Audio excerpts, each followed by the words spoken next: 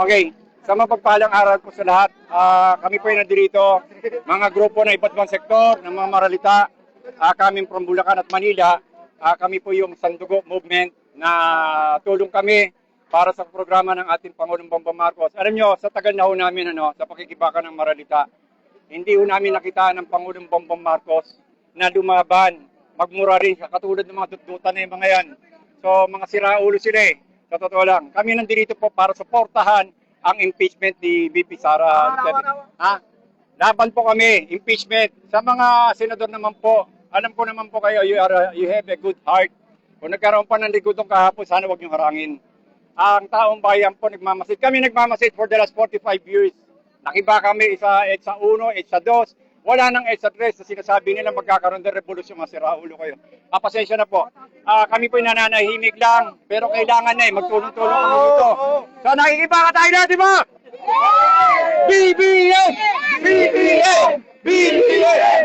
So yun po, pinapabot ko naman po. Lahat naman po tayo mga majority katoliko at nawa, kami naman po nakikisa. Yung mga kabila naman po mga trollers, hinayaan namin yan kasi alam naman natin binabayaran din sila. So wala silang dapat ipagkabahala sa amin. Pumunta kami dito, hindi kami nanggulo. Nakita niyo sila nanggulo. So ganun po kaisipan nila.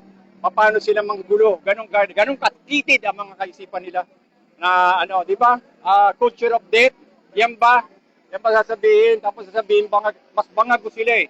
Kaysa Pangulo Pangulo po natin talagang very down to earth.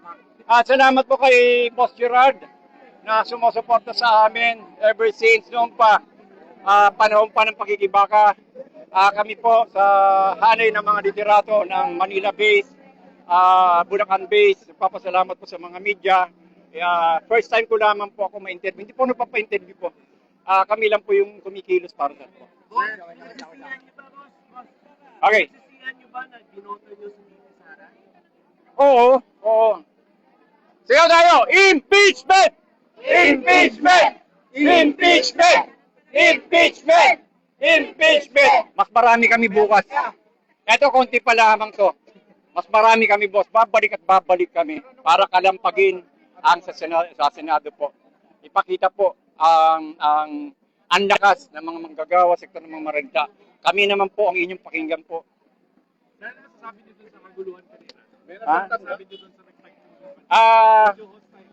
Actually, very hostile naman sila. Kaya alam naman namin nung kami pumunta naman dito, talagang gano'n na talaga sila eh. Pwede naman din namin patasin yung kanilang kagasa, pero hindi. Kailangan ba? Hindi naman po gano'n ang ating Pangulo eh. Kami, basta't kami, mga matitino masang maralita, gusto lang namin sa loobin namin at mapakinggan ng gobyerno na ibababa naman po eh. Hayaan na natin sila kung yun talaga trade nila eh. Yung amo nila ganun, palamura. Si Chucky, di ba?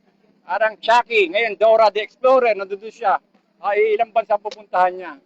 Binabas po ako, actually may mga death threat na rin sa akin. Okay lang po yun. Okay na sa akin yun. Basta't ako maninindigan sa katotohanan at impeachment ng VP Sara Duterte. Sir, full name nyo po sa qualification nyo. Ako si Kajet Gonzaga, founder ng Samang Sandugo, Bulacan Movement at National Movement. Yun po. Maraming salamat po sa inyo. Sandugo.